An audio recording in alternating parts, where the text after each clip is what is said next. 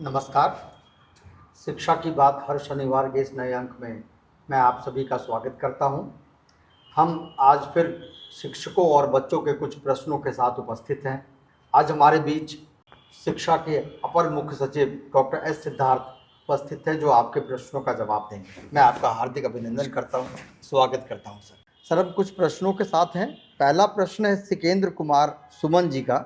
ये राष्ट्रपति पुरस्कार विजेता हैं, न्यू प्राथमिक विद्यालय तरहनी कुदरा कैमूर से है। इनका कहना है सर कि आधार नहीं होने के कारण अधिकांश विद्यालय बच्चों को वापस कर दे रहे हैं। आधार बनवा के लाइए और तब फिर नामांकन होगा। सर, ऐसे में क्या करना चाहिए?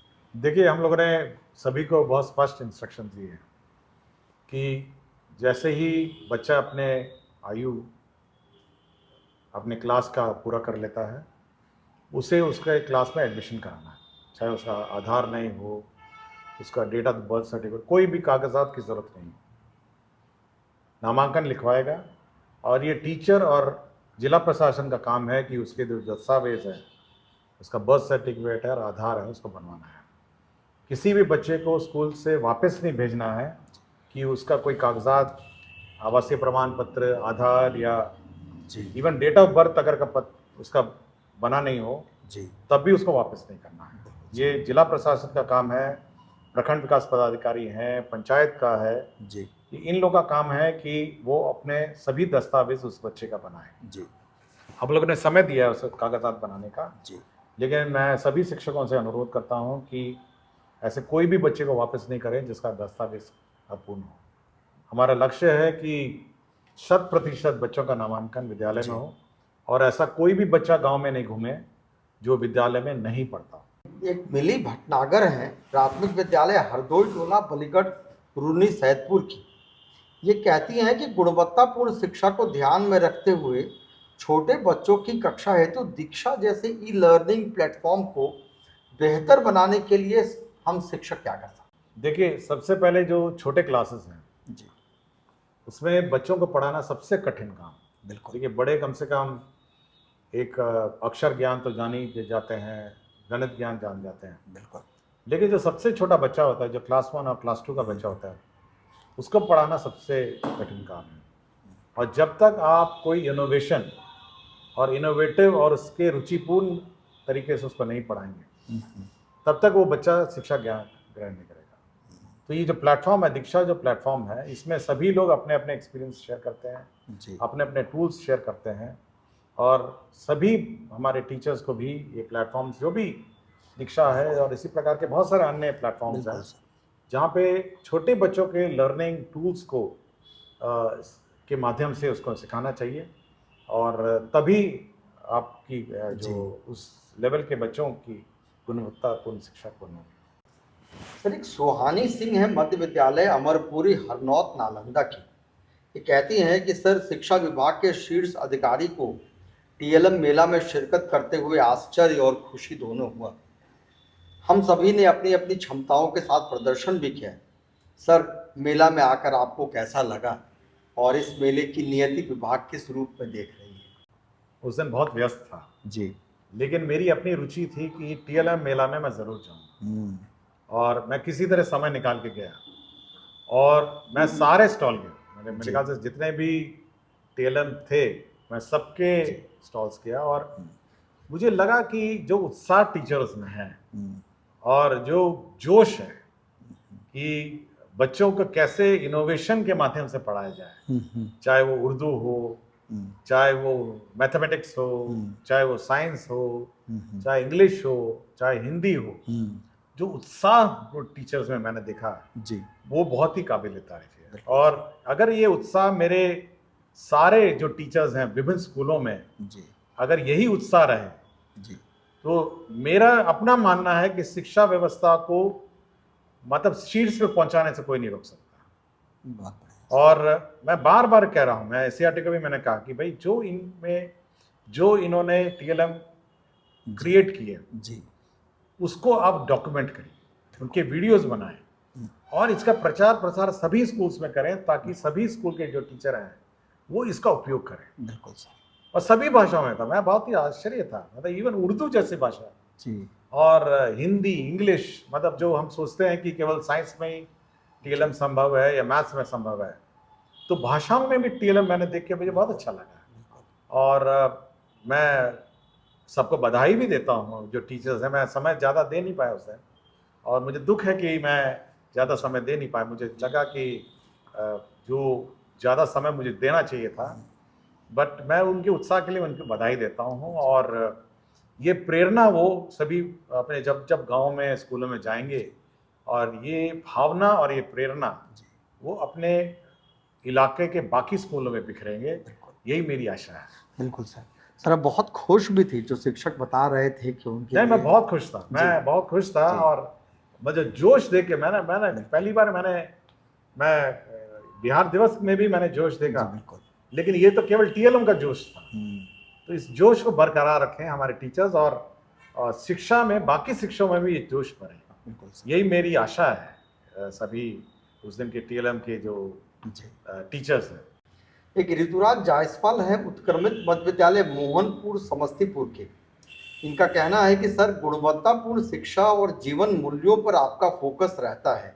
अभी ग्रीष्मावकाश के दौरान प्रारंभिक विद्यालयों के बच्चे घर पर रहेंगे, क्या विभाग इस दौरान कुछ सामग्री उपलब्ध करवाने की सोच रहा है जो बच्चों के जीवन मूल्यों में सकारात्मक बदलाव ला सके, साथ ही अभिभावकों को भी बच्चों की लर्निंग की प्रक्रिया में शामिल देखिए, कर इस बार हम लोगों ने सोचा है कि जो समर वेकेशन है जी, हम लोग सभी बच्चों को होमवर्क देंगे। और इस बार तो ग्रीष्म अवकाश भी है जी, हमारे टीचर्स को छुट्टियां भी हैं, तो सभी बच्चों को इस बार होमवर्क मिलेगा जी, और अपने अपने कक्षा के ज्ञान स्तर के अनुसार होमवर्क। और मैंने ये कहा है कि एक बेसिकली प्रोजेक्ट बेस्ड होमवर्क होना चाहिए, जो जूनियर क्लासेस के, सीनियर क्लासेस के तो रिवीजन है, फिर मैथमेटिक्स है, इंग्लिश है, लेकिन जूनियर क्लासेस में प्रोजेक्ट बेस्ड लर्निंग है। जैसे आपके गांव में किस प्रकार के पेड़ हैं और कितने प्रकार के पत्ते हैं, तो पत्ते इकट्ठा करके लाएं जी। इसमें आपको कोई मतलब व्यय भी होना नहीं, बिल्कुल। या आपके गांव में कितने प्रकार के आपने चिड़ियों को स्पॉट किया, कितने प्रकार के जानवर आप देखे, तो इस प्रकार जो छोटे छोटे क्लासेस हैं उनको हम लोग प्रोजेक्ट बेस्ड लर्निंग में सहायता करेंगे। या जो सूखा है, या बिल्कुल अतिवृष्टि है, क्लाइमेट चेंज है, इस पर आप कुछ करिए, चित्र बनाइए। तो इस प्रकार के हम लोग एक्सरसाइज देंगे और आशा करेंगे कि समाज से जुड़े हुए जो, और वातावरण से जुड़े हुए और अपने परिवेश से जुड़े हुए जो होमवर्क है उस पर वो ज्यादा ध्यान। एक प्रधान शिक्षक है, मुझे लग रहा है रवि रोशन कुमार, राजकीय मध्य विद्यालय माधोपट्टी केवटी दरभंगा के हैं। इनका पूछना है कि सर प्रधान शिक्षक एवं प्रधानाध्यापक के लिए विद्यालय संचालन हेतु कोई हस्त पुस्तिका अथवा निर्देशिका उपलब्ध करवाई जा सकती है? हम लोग एससीईआरटी को बोले हैं, वो एक गाइडलाइंस बना रहा है। आज ही ड्राफ्ट मैंने उसका देखा है, तो गाइडलाइंस बन रही है, ऑलमोस्ट ड्राफ्ट बन गई है, और इस ड्राफ्ट को हम लोग पब्लिश करेंगे फॉर कमेंट्स। मैंने कहा है कि इसको प्रिंट करके देने से अच्छा है पहले कमेंट्स ले लिया जाए कि कोई संशोधन की आवश्यकता है। एक बार कमेंट्स में आ जाएंगे संशोधन के साथ, फिर हम इसका प्रसारित करेंगे जी। एक दीपिका आनंद है उच्च माध्यमिक विद्यालय हांसी जलालगढ़ पूर्णिया की। ये कहती हैं कि आज के परिवेश में नैतिक शिक्षा को पाठ्यक्रम में शामिल करना अत्यंत आवश्यक है, क्योंकि शील, विनय, आदर्श, श्रेष्ठता तार बिना झंकार नहीं है। शिक्षा क्या स्वर साध सकेगी यदि नैतिक आधार नहीं है? और बिहार के सरकारी विद्यालयों के पाठ्यक्रम में नैतिक शिक्षा को शामिल नहीं किया गया है, इस पर अपना मत। देखिए, ये सोशल साइंसेस का पार्ट है, और मैंने कोशिश की है कि कुछ नैतिक शिक्षा मैंने कवर्स में भी लगाए हैं जी, मतलब किताब के पीछे वाले कवर, अंदर वाले कवर, उसमें भी मैंने लगाए हैं जी।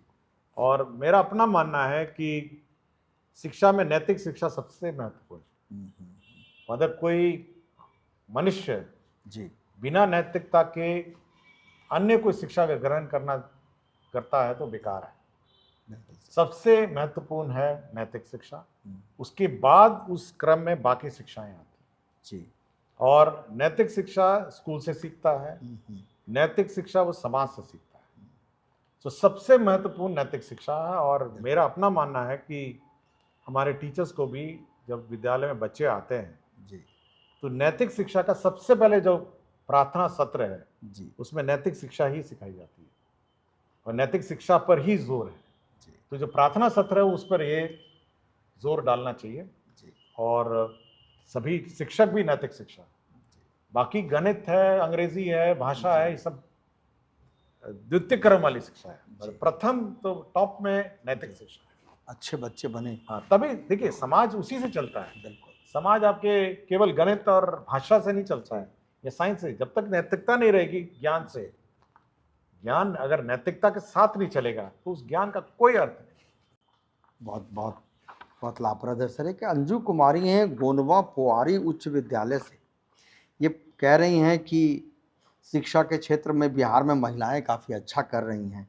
तमाम शैक्षणिक परीक्षाओं के परिणाम सही टीएलएम मेला इसका जीता जागता उदाहरण है सर। मेरा अनुमान कहता है कि टीएलएम मेला में 80% महिलाएं थी। जी बिल्कुल बिल्कुल। संख्या में बेशक कम हो सके, जी मतलब जी टीचर्स में 50% है और 35 या 40 है, बट टीएलएम मेला में 80%। बिल्कुल।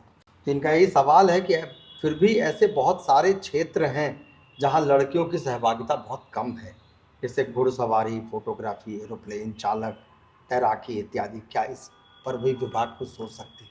देखिए, इसकी अपने रिसोर्सेज की सीमाएं हैं, जी और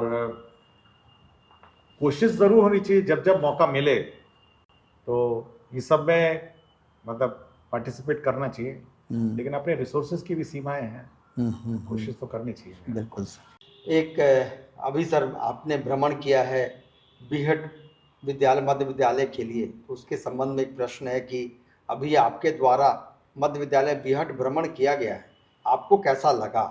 और एक विद्यालय में वो प्रमुख 5 चीज़ें क्या होंगी जो आप सबसे पहले देखना चाहते हैं? देखिए, वो गांव बहुत ही महत्वपूर्ण और बहुत ही इम्पोर्टेंट गांव है, जी। और कुछ मेरे मित्र आईपीएस जो हैं उसी गांव से अरे वाह। ताल्लुक रखते हैं। हाँ हाँ। तो मुझे उस गांव में जाने का इच्छा थी कि इस गांव जी। में, तो मुझे लड़कियों ने बुलाया था, जी और लड़कियों के बुलाहट पे मैं गया था, मतलब इनविटेशन लड़कियों का था, लड़कियों ने सीधा तो मुझे भेजा नहीं था, तो गोल घुमा के कहीं घूमते घूमते इनविटेशन आया था। लेकिन जो लड़कियों में जो जोश था और जो उत्साह था पढ़ने का और स्पोर्ट्स का, वो मतलब बहुत ही अव्वल दर्जे का था। मतलब वेट लिफ्टिंग चाहती थी सीखना, कुछ रनिंग के लिए कोच चाह रही थी, और कुछ मतलब क्रिकेट, फुटबॉल, मतलब बहुत सारे, मतलब जी उत्साह था। जी। और जो आर्ट, कल्चर, और मतलब जो टीचर का, और मैंने एक और चीज़ देखा कि जो टीचर्स थे, विशेषकर मैं एक महिला टीचर थे, एक पुरुष टीचर थे, जी।